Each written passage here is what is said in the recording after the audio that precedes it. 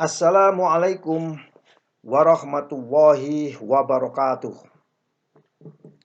Alhamdulillahirabbil alamin. Kita bisa bertemu kembali di dalam sesi informasi kapal yang terbaru. Kawan-kawan semua, para praktisi maritim di Indonesia. Praktisi maritim di Indonesia, para marin adalah suatu organisasi yang tidak mempunyai kepentingan, ya. Tidak ada kepentingan politik, tidak ada kepentingan bisnis, tidak ada yang kaitannya dengan interest sektoral, tapi murni terkait dengan apa yang dialami oleh masing-masing bisnis kemaritiman. Sebagai contoh, misalnya bisnis galangan kapal atau dikenal dengan perkapalan, dan bisnis pelayaran atau bisnis-bisnis pendukung lainnya atau dikenal dengan bisnis kemaritiman. Nah, hari ini saya akan berbagi perihal pertanyaan kapal yang ada di luar negeri sana, di Singapura misalnya, atau di Malaysia, atau di Filipina, dan bahkan Australia, bahkan di Indonesia. Itu ada aturan baru yang harus kita pahami terkait dengan stabilitas kapal. Stabilitas kapal itu sesuai dengan hasil keputusan terakhir dari International Maritime Organization, bahwa stabilitas kapal, aturan lama yaitu Intake Stability Code atau IS Code tahun 2008 itu dilakukan amendement atau dilakukan perubahan. Suatu aturan atau code itu tidak sepenuhnya tetap, tetapi berdasarkan perkembangan keselamatan, keamanan, dan perlindungan laut. Begitu ada trigger-trigger terhadap keselamatan kapal, maka IMO melakukan satu reaction terhadap kejadian-kejadian tersebut. Nah, kali ini resolusi IMO, yaitu kesepakatan IMO lewat satu komite, komite namanya MSC, Maritime Safety Committee, resolusi nomor 421, pertemuan yang ke-98. Waktu itu diselenggarakan atau diadopsi oleh seluruh anggota yang jumlahnya waktu itu kalau tidak salah 171 atau 171, masih 171. Sekarang sudah 174. Lah, MSC pada pertemuan tersebut menyepakati adanya amandemen baru yang diperuntukkan pada safety of life at sea. Salah satu kitab suci atau salah satu buku pintar atau salah satu konvensi yang harus difahami semua orang yang terjun dalam bisnis perkapalan, bisnis pelayaran, dan bisnis pendukung dari kedua-duanya. SOLAS yang tahun 1974 tersebut akhirnya diamandemen oleh anggota, khususnya untuk bagian B, yaitu bagian B1 itu stabilitas kapal. Stabilitas kapal diamandemen, dilakukan perubahan karena banyaknya kapal-kapal yang baik itu kapal bangunan baru maupun kapal bangunan lama, itu begitu diluncurkan di tengah laut, kapalnya miring Dan setelah dioperasikan beberapa saat kemudian ada modifikasi, kapalnya miring. Begitu ada gelombang, kapalnya miring. Begitu muatan dilakukan perubahan, akhirnya kapalnya miring. Nah, ini disebabkan karena adanya perubahan displacement kapal. Disebabkan karena perubahan titik berat kapal. Nah, perubahan-perubahan ini selama operasional kapal, mulai dari kapal diluncurkan bangunan baru, dicek biasanya. Selama kapal dioperasikan, biasanya dicek gitu. Supaya tidak terjadi perubahan-perubahan. Lah, pada bagian B1 stability ini dinyatakan dalam poin 12 paragraf 1 dan 2, maka paragraf 1 dan 2 tersebut yang ada di intake stability atau di SOLAS itu dilakukan perubahan. Nah, perubahan inilah yang akan saya sampaikan kepada seluruh anggota praktisi maritim di Indonesia. Kembali ini hanya sekedar sharing atas pemahaman saya yang serba minim ini, ya, pengetahuan saya yang minim ini, tapi semoga pengetahuan dan pemahaman saya yang minim ini bisa bermanfaat bagi kita semua selaku praktisi di bidang perkapalan, praktisi di bidang pelayaran, dan praktisi pendukung bidang perkapalan dan pelayaran. Paragraf 1 dan 2 dari 4B stability ini diubah, ya. Diubah menjadi apa? Kalimatnya bahwa semua kapal penumpang, artinya semua kapal penumpang itu milik kapal Pelni misalnya, kapal ASDP, kapal Krubut. Nah, kapal yang penumpangnya lebih dari 12 orang itu dikategorikan sebagai kapal penumpang. So, semua kapal penumpang ukurannya berapapun, ya, berukuran berapapun, ya, ukurannya berapapun kapal penumpang, itu disoroti dalam sisi stabilitasnya.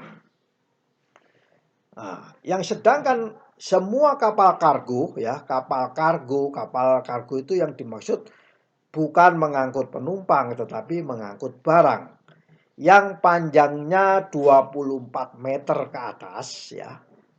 Yang tadi kapal penumpang semua jenis ukuran, semua ukuran. Yang kedua kapal kargo, ya, yang ukurannya 24 meter ke atas. Maka setelah selesai pembangunan, kalau ini kapal bangunan baru, setelah selesai pembangunan dan diluncurkan dalam kondisi kosong, ya, kondisi kosong, light ship, kondisi light ship, maka kapal tersebut hukumnya wajib untuk dilakukan in-cleaning test. Sehingga usaha-usaha di bidang in-cleaning test ini akan menjadi lampu hijau. Ya, mari para konsultan perkapalan yang independen, yang membuat stability, membuat jasa-jasa in-cleaning test, ini bisa bangkit dengan adanya resolusi baru ini.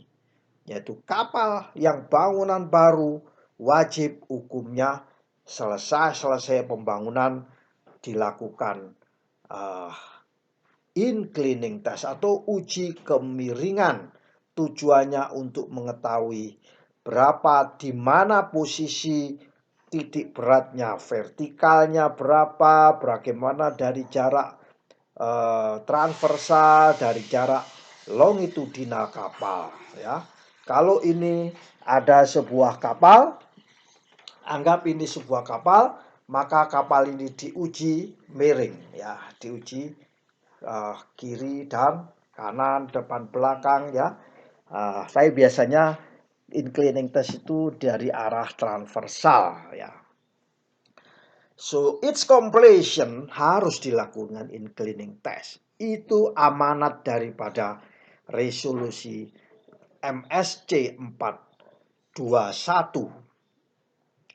Kawan-kawan semua, pemain, praktisi, operator kapal penumpang, misalnya Pelni, ya. Pelni sekarang tidak membangun baru, ya. Namun kalau Pelni membangun baru, klausul ini bisa diperhatikan. Begitu juga ASDP yang mengoperasikan kapal feri Roro, baik feri Roro yang jarak pendek penyeberangan maupun feri yang dari jarak panjang, itu harus dilakukan uji in cleaning test. Krubut yang penumpangnya lebih dari 12 orang wajib dilakukan in cleaning test pada saat kapalnya sedang atau selesai dibangun. Ini semua adalah untuk kapal-kapal bangunan baru. Nanti bagaimana dengan kapal-kapal yang sudah dioperasikan? Ya, maka tidak lebih dari 5 tahun, ya, tidak lebih dari 5 tahun sejak kapal itu diluncurkan, di delivery, diberikan sertifikat, maka dalam waktu tidak lebih dari 5 tahun harus dicek lagi in cleaning testnya untuk mengetahui apakah ada perubahan titik beratnya. Semakin sulit memang pemilik kapal saat ini. Namun apa boleh buat, kita sebagai anggota IMO dalam MSC 421 pertemuan ke-98 tersebut itu menyetujui, ya, agree terhadap perubahan amandemen tersebut. Ini adalah fenomena di dalam regulasi yang ada di dunia, dan itu Indonesia, karena kita berbisnis dengan kapal, mau tidak mau harus mengikuti konvensi. SOLAS kita sudah ratifikasi. Namun protokol 88 dari SOLAS tersebut, menurut informasi, ya, kabar daripada pemerintah Indonesia, kita belum, karena kita masih melihat kondisi karakteristik kapal-kapal yang ada di dalam negeri. Kawan-kawan, para praktisi maritim, pebisnis perkapalan dan bisnis pelayaran. Displacement, ya, displacement itu adalah beratnya kapal, ya, beratnya kapal kosong harus diketahui. Sesuai dengan aturan baru ini, beratnya kapal kosong harus diketahui mulai dari dia diluncurkan. Setiap 5 tahun ada perubahan, harus diketahui. Begitu juga titik berat kapal, ya, pada saat dia diluncurkan harus diketahui. Titik berat itu ada 2 jenis, yaitu titik berat melintang, ada 3 jenis, titik berat memanjang, titik berat melintang, dan titik berat vertikal. Displacement, titik berat memanjang, melintang, vertikal harus diketahui, ditentukan, dan dicantumkan di dalam buku stabilitas. Sedangkan persyaratan-persyaratan lain, ya, persyaratan-persyaratan lain yang ada di dalam stabilitas ini itu masih berlaku, ya, terhadap aturan yang mendukung SOLAS, yaitu Intex Stability Code tahun 2008 masih berlaku. Nah, ini adalah persyaratan tambahan. Kawan-kawan semua, tentunya terkait dengan stabilitas ini ada satu lembaga yang mempunyai kewenangan yang disebut dengan otoritas. Kalau di dalam term IMO dinyatakan sebagai administration. Mereka yang melakukan membuat regulasi atau regulator. Regulator dapat mengizinkan, ya, dapat mengizinkan suatu kapal dinyatakan worth it, ya, seaworthy setelah dia dilakukan uji kemiringan, ya, atau inclining test. Uji kemiringan kapal kargo itu juga dilakukan sama dengan uji kapal penumpang. Administration dapat mengizinkan uji kemiringan pada kapal kargo ini didispensasi, ya. Kalau kapalnya itu mirip, ya, ini kapal kargo ya, bukan kapal penumpang. Kalau kapalnya itu mirip atau dikatakan disebut dengan tanda kutip sister ship, kapal itu saudara, bukan brother, ya, tapi sister, karena kapal itu disebut perempuan. Jadi kalau kapal itu sister, kapal kargo masih diberi namanya dispensasi, bisa menggunakan data stabilitas, data-data dasar daripada stabilitas kapal sister ship-nya. Itu harus tersedia di atas kapal dan ditunjukkan, ya, harus diperform kepada pemerintah. Pak, Bapak otoritas, ini adalah data kami, ya. Dalam rangka apa? Dalam rangka memenuhi ketentuan-ketentuan dari administrasi. Apa ketentuan administrasi? Ketentuan administrasi adalah SOLAS, ya. SOLAS 1974 dan SOLAS amandemen yang sudah diamandemen. Ketentuan mengenai Intake Stability Code. Ini adalah buku pegangan daripada pemerintah.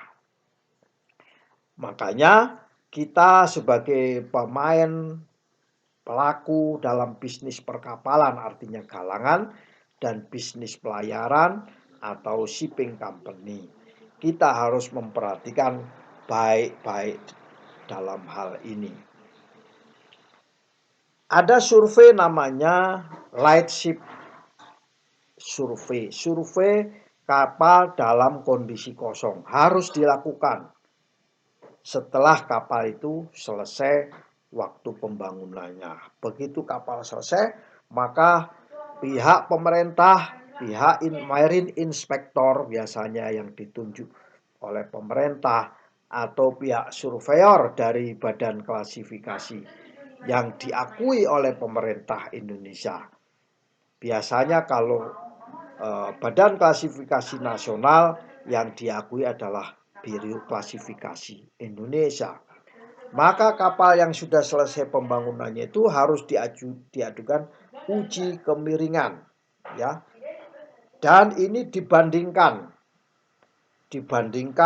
dengan kapal-kapal sister ship kalau dia membangun sama persis, ya.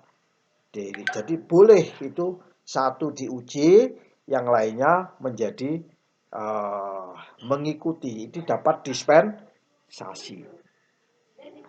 Nah, dispensasinya tidak boleh lebih.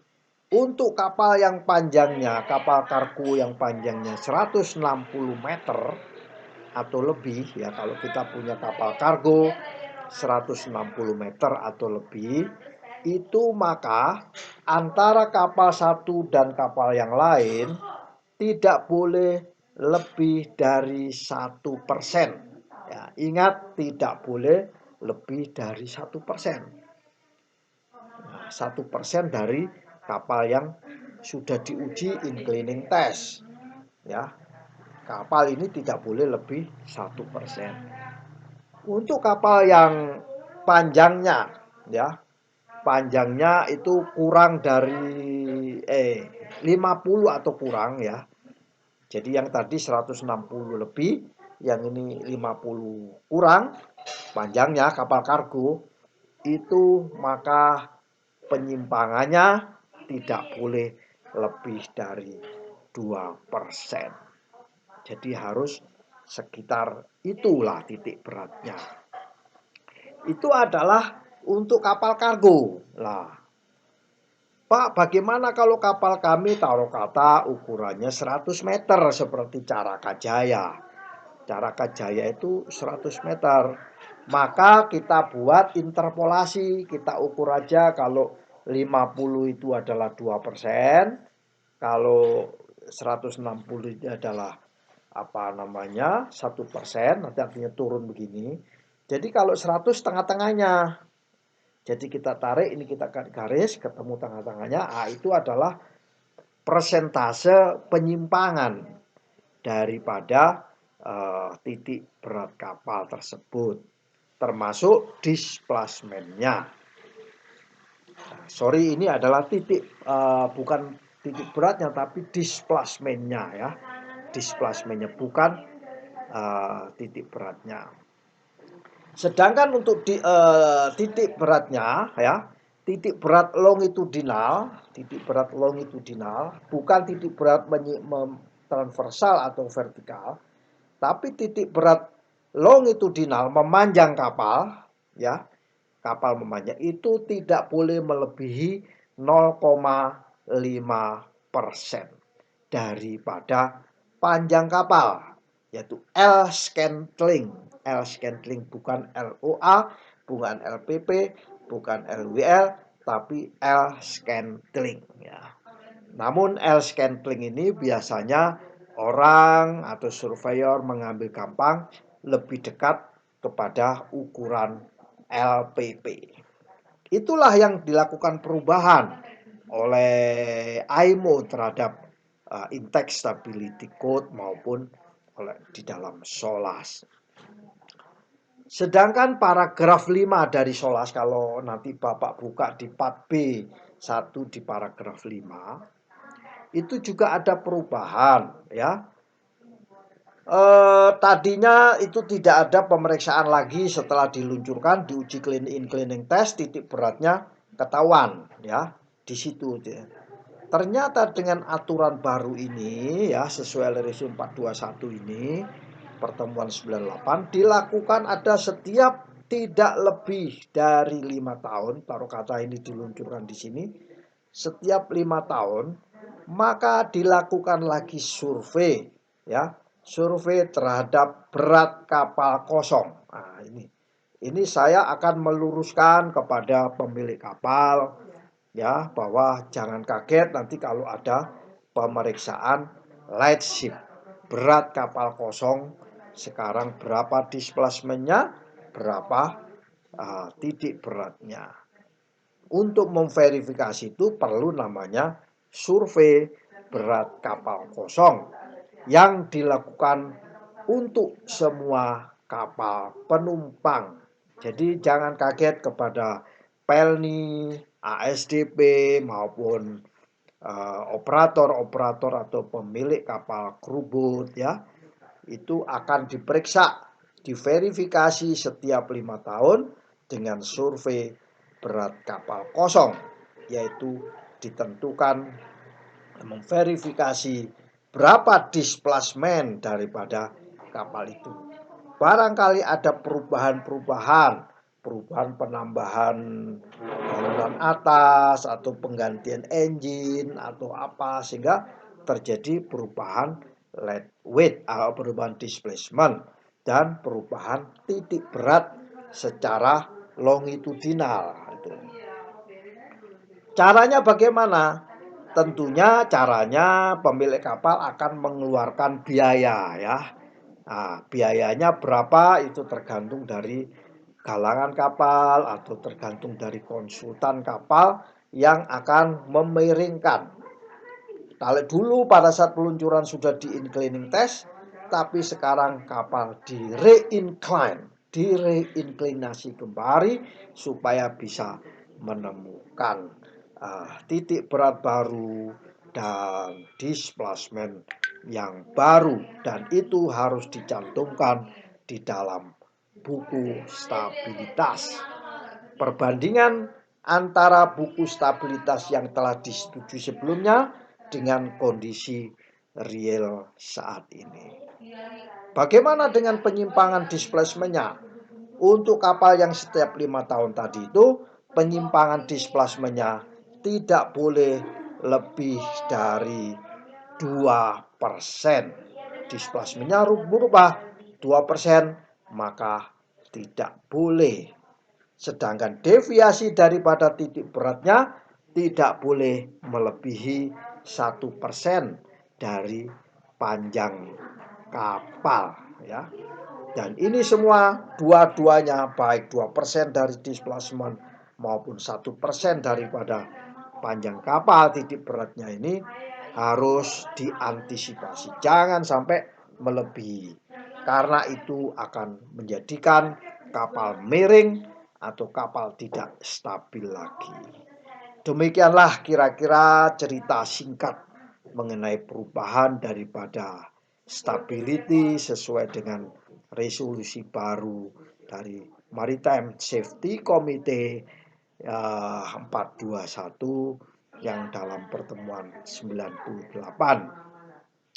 Semoga informasi yang singkat ini, ya agak panjang tapi singkat, tapi apa boleh buat, kami dari praktisi maritim ingin memberikan pemahaman kepada semua pihak yang terkait dengan perkapalan, pelayaran, atau bisnis pendukung kedua-duanya. Ya, juga bisa dipakai oleh para surveyor, para marine independent surveyor, para owner surveyor, atau mungkin barangkali oleh kelas yang belum sempat membaca aturan-aturan baru ini.